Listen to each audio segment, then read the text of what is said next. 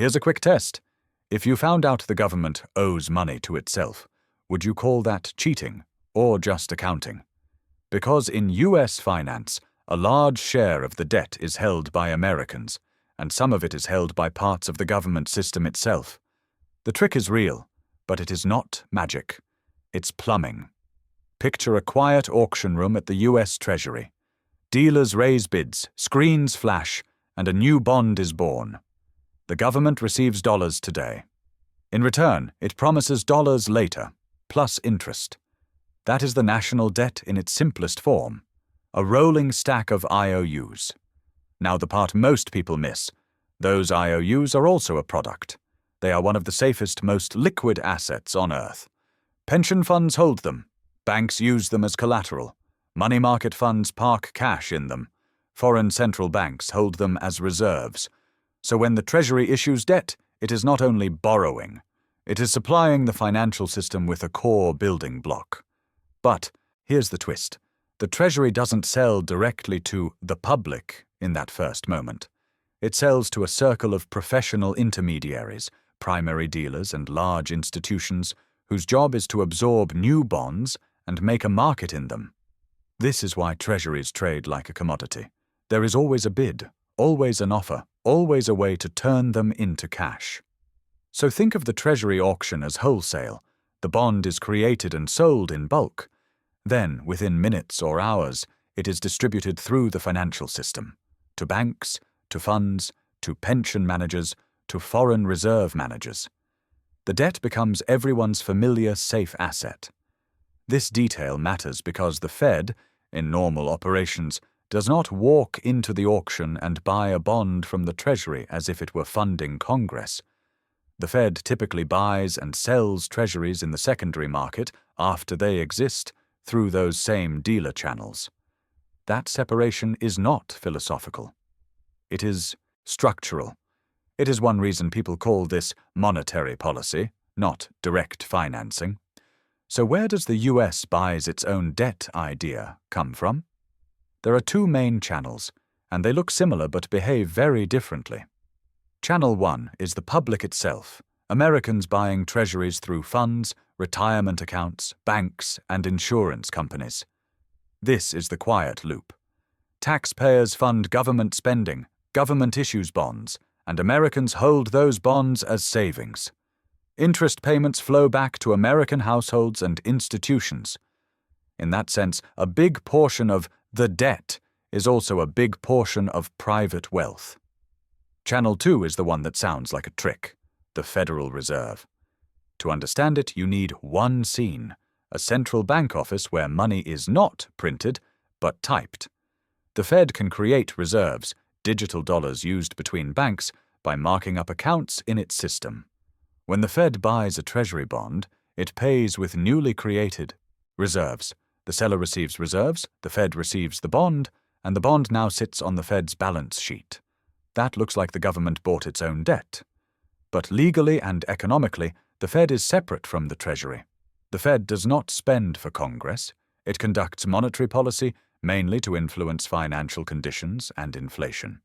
Still, from the public's perspective, it can feel like one arm of the state buying the promises of another. But here's the twist. When the Fed holds Treasuries, the interest the Treasury pays on those bonds largely comes back to the Treasury over time.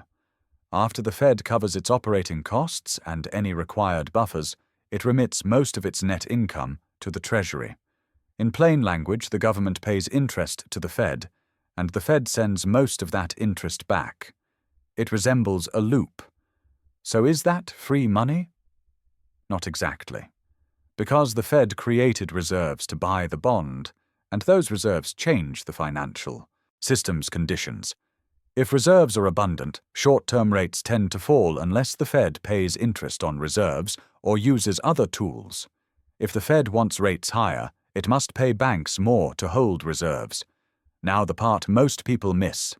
Since 2008, the Fed has often controlled short-term rates not by making reserves scarce, but by paying interest on reserves and by offering a safe overnight parking place to big cash investors.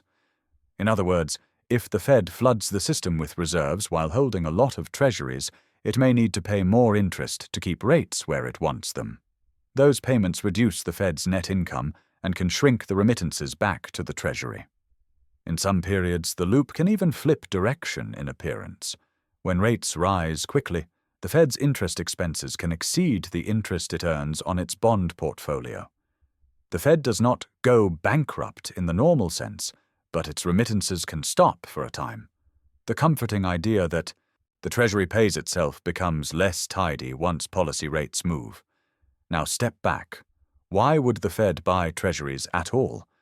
In normal times, the Fed influences interest rates by setting a policy rate and guiding markets.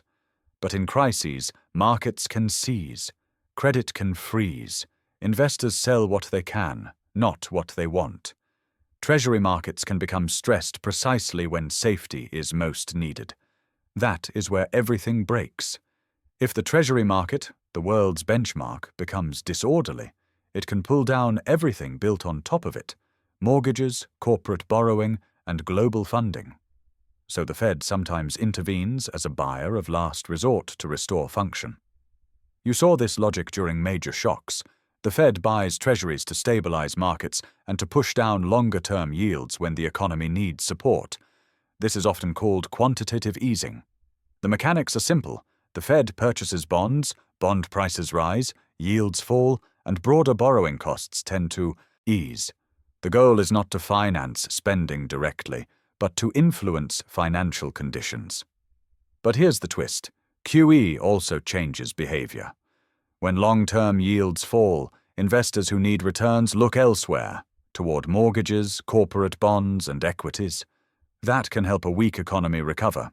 It can also inflate asset prices and widen the gap between those who own assets and those who don't. A bond operation becomes a social force, even if it starts as technical policy. Now, the part most people miss: the Fed can also reverse the process. It can sell bonds or let them mature without reinvesting. That shrinks its holdings over time. This is quantitative tightening. In that mode, the buyer steps back, yields can rise, and the market carries more of the load. So the bond trick is not one trick. It is a lever that can be pulled in both directions. But the US can also buy its own debt in a quieter way that has nothing to do with the Fed. Look at intragovernmental holdings. Imagine a trust fund office with cabinets and ledgers. Programs like Social Security collect payroll taxes. When those taxes exceed current benefit payments, the surplus is invested in special Treasury securities. Those securities are assets to the trust fund and liabilities to the Treasury. It is debt, but it is debt owed within the government system. Why does that exist? Because the government still needs a formal claim. If a trust fund runs a surplus, the money cannot simply sit as cash forever. It is credited with interest-bearing treasuries, and later, when benefits exceed taxes, the trust fund redeems those securities to pay benefits. In effect, the program saved in treasuries, and the rest of the government used the cash at the time. This is not a conspiracy. It is a way to record intertemporal promises. But it does create a political illusion. It can feel like a pile of money stored somewhere. In reality, it is a claim on future government, resources, future taxes, future borrowing, or future spending cuts. Now let's connect the pieces into one clean story. The Treasury is the borrower. It issues bonds to cover deficits and to refinance old bonds. The buyers are diverse: households through funds, institutions, foreigners, and sometimes the Fed. When the Fed buys, it changes the supply-demand balance and the level of reserves. When trust funds buy, it is accounting for program surpluses and future obligations. So where is the trick? The trick is that debt can be both a burden and a tool at the same time. For the Treasury, debt is a cost. Interest payments. For investors, debt is an asset. Safe income. For the financial system, debt is collateral. The grease of modern markets. For the central bank, debt is a policy instrument, a way to influence rates when standard tools are limited. Here's a concrete example. A bank needs short-term funding each day. It pledges treasuries as collateral to borrow overnight. If those treasuries are trusted, the funding is cheap and smooth. If that trust wobbles, the cost spikes, and lending everywhere tightens. The safe asset is not a side detail. It is the foundation under credit. This is why the US can carry large debt without immediate collapse. The debt is not sitting in a single vault. It is distributed across the world's savings system, and the US issues it in its own currency, which gives it more flexibility than countries that borrow in foreign currencies. But here's the twist. Flexibility is not infinite. Buying your own debt does not erase real constraints. It changes where the constraint shows up. If the Fed buys too much and keeps financial conditions too loose for too long, inflation can rise. If inflation rises, investors demand higher yields. Higher yields raise the government's interest bill. And if the Fed fights inflation by raising rates, it may end up paying more on reserves, which can reduce remittances and make the loop look less comforting. In other words, the bond trick can move pressure from one pipe to another, but it cannot repeal scarcity. The economy's real capacity, workers, factories, energy, productivity, sets the long-run boundary. So what should a viewer believe when they hear, "The government buys its own debt"? Believe this: the US has internal feedback loops that make its debt more resilient than simple household analogies suggest. A significant share is held domestically. The Fed can hold treasuries and often returns net income. Trust funds hold treasuries as claims. These features reduce certain risks. But also believe this: those loops do not make debt free. They can create other risks, especially inflation, financial instability, or political conflict over future taxes and spending. Here is a simple checklist to keep in your pocket.